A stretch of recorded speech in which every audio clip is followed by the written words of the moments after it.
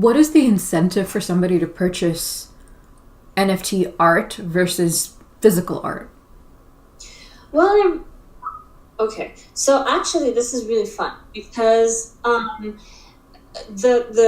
thing about NFTs is that, like, once you purchase an artwork, first of all, it's forever yours. And because it's stored on a blockchain, because it's stored like online, you can always go back to that link and find it like under your name once you purchase that artwork.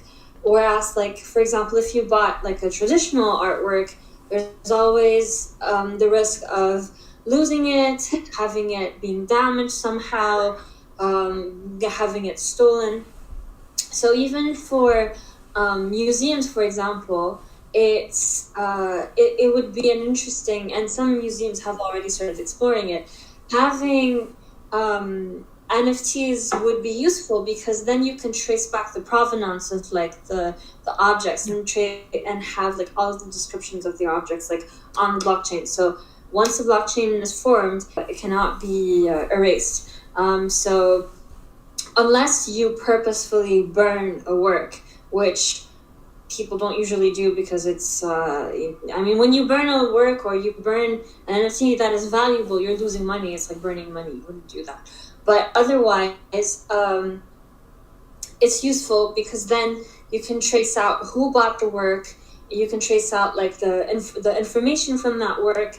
And it's just all there and it'll always be there. And that's super interesting. I think a big objection that people kind of have in this space is what happens if I just right click and save it, right? I mean, you would have known it.